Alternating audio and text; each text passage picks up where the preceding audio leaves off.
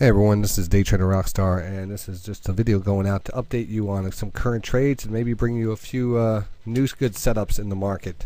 First of all, I want to look at this week's kick-ass trade of the week. It's one stock that I picked to outperform all the stocks on the watch list based on its technical levels, its probability factors, and what type of setup it is. It's basically the best of the best. And we've been having a good run on that. The streak of that is I don't know how many kick-ass trades have been in a row now have been successful, but this is again the same type of setup. We're waiting for certain indications on the stochastics, oversold levels on the daily and 60 crossovers. Even here we have an upward wedge pattern which did break down. Doesn't mean that a wedge pattern breakdown is a bearish thing. It did actually break down, which is a normal occurrence in this pattern, so which is okay. Then you're looking at oversold levels, 200 period moving average, and then we took a look at the 60-minute chart. And what we focused on was the call stochastic indicator and said watch for the breakout here, and today we got that break. And you can see there was even a tighter channel line here, which really, you know, when you have this set up and you have this set up, it's usually a nice move up. Now, we measured this out today. You had the opportunity to take about 40 to 50 cents off on this trade, or you could hold on to it. I chose to hold on to it just because the daily is set up really nice. But it does show you the pullback was due here on the shorter term time frame, you know, as we get up into overbought levels. And what I continue to stress each and every day is just letting the signals get you in and getting you out and taking the guesswork out of it. So the signals got us into that.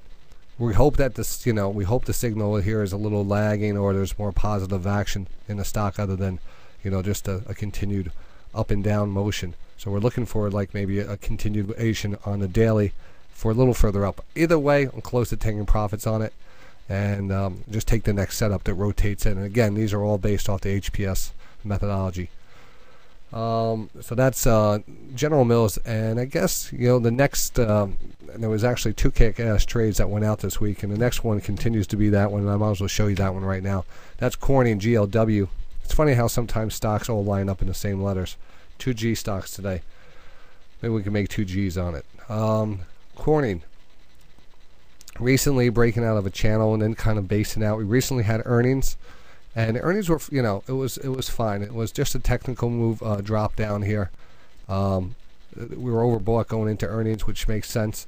And then you get a gap down, and you pretty much wait that 5 to 7 day pullback to get those stochastics back into an oversold level. That took approximately 1, 2, 3, 4, 5 days. 5 days we started turning back up.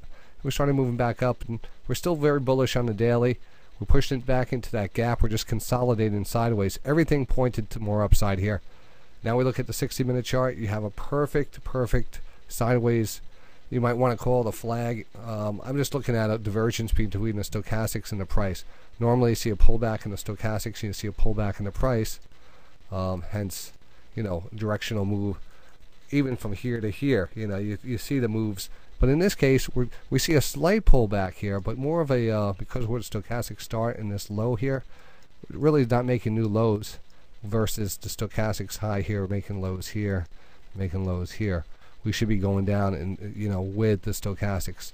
But we're pretty much holding off recent lows at the beginning of the setup there, and really a sideways action.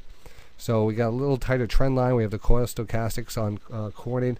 Buy trigger 1380 is really something I want to see for strength, and I would definitely, you know, probably add to it at that level. So again, the overall pattern looks good for a break back up towards the 200 period moving average, even possibly more. And there's the wild card factor of Corning Gorilla Glass and what comes of the iTelevision and our Apple TV, and some other things that could be, you know, using Gorilla Glass.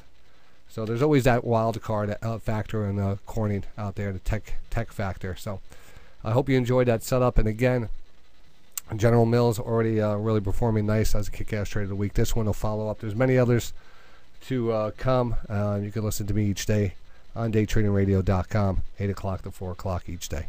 See you then.